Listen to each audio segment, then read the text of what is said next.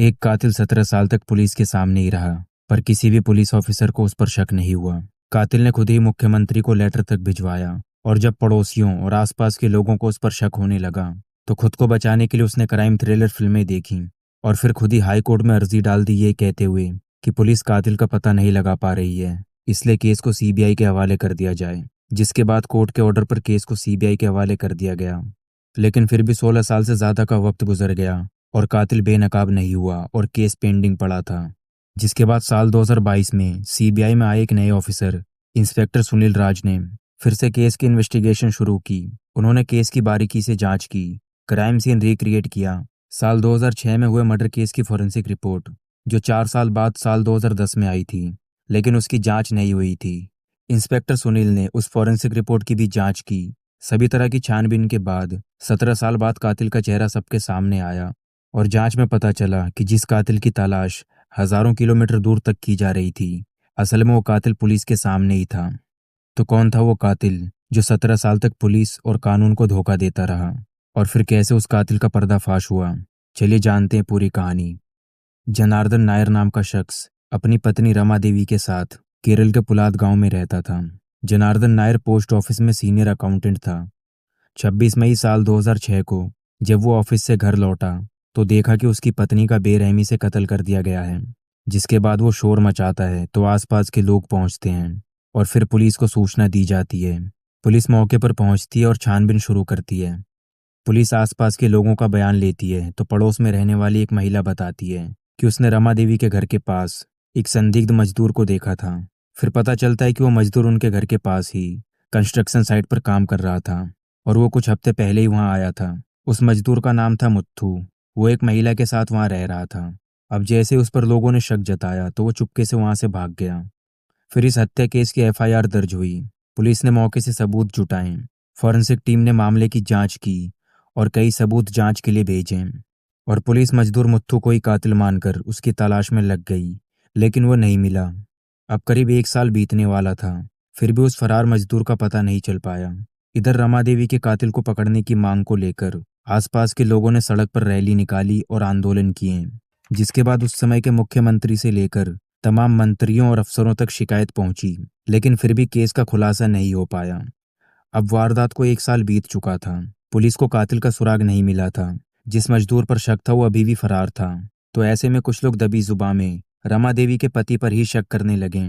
जिसके बाद अचानक एक दिन पूरे केस में नया मोड़ आया, जब साल 2007 में ही रमा देवी का पति जनार्दन नायर हाईकोर्ट पहुंच गया। उसने अपनी पत्नी के मर्डर केस में कातिल का पता लगाने के लिए जांच में तेजी लाने की मांग की और कोर्ट से ये भी कहा कि अगर लोकल पुलिस मामले की जांच नहीं कर पा रही है तो केस की जांच सीबीआई को सौंप दी जाए, क्योंकि 1 साल बाद भी केस में ना कोई सुराग मिला है और ना कातिल का कुछ पता चला है।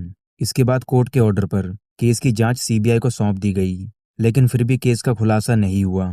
इस केस में केरल की लोकल पुलिस और सीबीआई भी शुरुआत में यही मानकर जांच कर रही थी कि कातिल वही मजदूर है जो घटना के एक दिन बाद ही फरार हो गया था। इसलिए जो भी जांच एजेंसी के अधिकारी थे वो सीधे कातिल के रूप में उसी मजदूर मुत्थू की तलाश करते थे, जिसके बारे में कभी तमिलनाडु में होने की जानकारी मिलती थी तो कभी उत्तर प्रदेश के कानपुर में, जिसके लिए पुलिस की टीम केरल से हजारों किलोमीटर दूर कानपुर में भी तलाश करने पहुंच गई, लेकिन फिर भी कातिल का पता नहीं चल सका।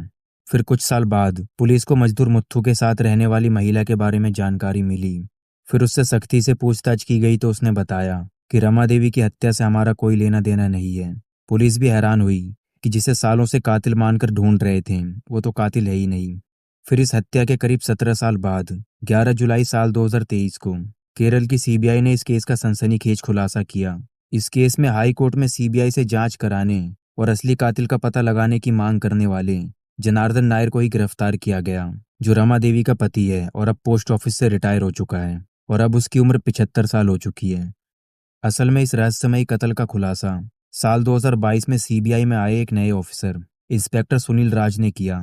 दरअसल उन्होंने फिर से इस केस की फाइल खोली और इस बार उन्होंने शुरू से यानी पहले दिन से जांच करने का फैसला किया। वो घटना स्थल पर पहुंचे, लेकिन 17 साल में अब वो घर टूट चुका था जिसमें रमा देवी की हत्या हुई थी। इसलिए उन्होंने उस समय यानी साल 2006 में जब हत्या हुई थी उस समय वारदात की ली हुई फोटोज देखी और किसने क्या बयान दिया था सबके बयान पढ़े। इसमें रमा देवी के पति जनार्दन नायर ने कहा था कि वो जब घर पहुंचा तो दरवाजा अंदर से बंद था, तो उसने दरवाजे के ऊपर लगी जाली वाली जगह से उसे तोड़कर दरवाजे को खोला था। अब इसकी छानबीन के लिए उस समय की ली हुई फोटोज के आधार पर इंस्पेक्टर सुनील ने उसी तरह का डिजाइन तैयार कराया, दरवाजे के ऊपर जाली भी लगवाई और फिर दरवाजे को खोलने की कोशिश की। तब पता चला कि इतनी ऊंचाई से तो दरवाजा खुल ही नहीं सकता। ये देखकर इंस्पेक्टर सुनील को समझ आ गया कि रमा देवी का पति झूठ बोल रहा है, जिसके बाद वो शक के घेरे में आ गया। लिहाजा उस समय की फॉरेंसिक रिपोर्ट की जांच की गई तो एक चौंकाने वाली जानकारी सामने आई। दरअसल जब रमा देवी मृत मिली थी तब उनके दोनों हाथों में किसी के बाल थे। वो बाल किसी आदमी के थे जिसे पुलिस ने कब्जे में लेकर जांच के लिए भेज दिया था, लेकिन उसकी डीएनए रिपोर्ट 4 साल बाद यानी साल 2010 में आई थी। क्योंकि इस केस में पुलिस को पूरा यकीन था कि हत्या उसी मजदूर मुत्थू ने की है, इसलिए पुलिस ने उस डीएनए सैंपल को किसी और के साथ मैच करने की कोशिश नहीं की थी।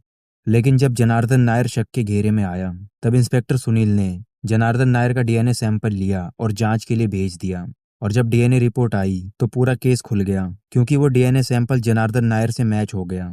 यानी हत्या के दौरान रमा देवी के हाथ में जिस आदमी के बाल थे वो किसी और के नहीं बल्कि उनके पति जनार्दन नायर के ही थे। इसके बाद पुलिस ने जनार्दन नायर को हिरासत में लेकर उससे सख्ती से पूछताछ की तो उसने हत्या की बात कबूल कर ली। जनार्दन नायर ने बताया कि दरअसल उसे अपनी पत्नी के चरित्र पर शक था। उसे लगता था कि उसकी पत्नी का किसी गैर मर्द के साथ अफेयर है, इसलिए दोनों में अक्सर लड़ाई होती रहती थी। घटना वाले दिन भी लड़ाई हुई थी।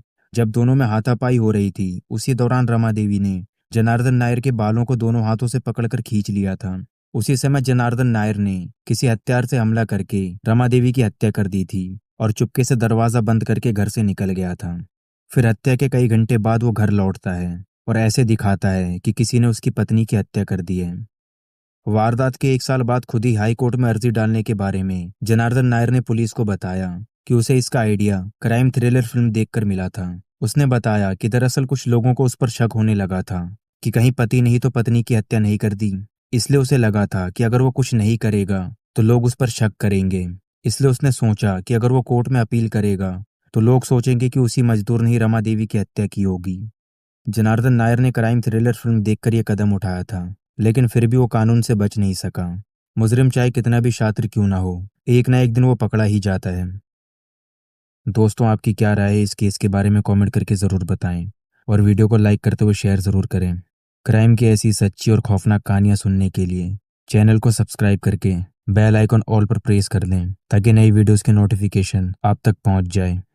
तो मिलते हैं दोस्तों ऐसी किसी कहानी के साथ, तब तक अपना ध्यान रखें। धन्यवाद।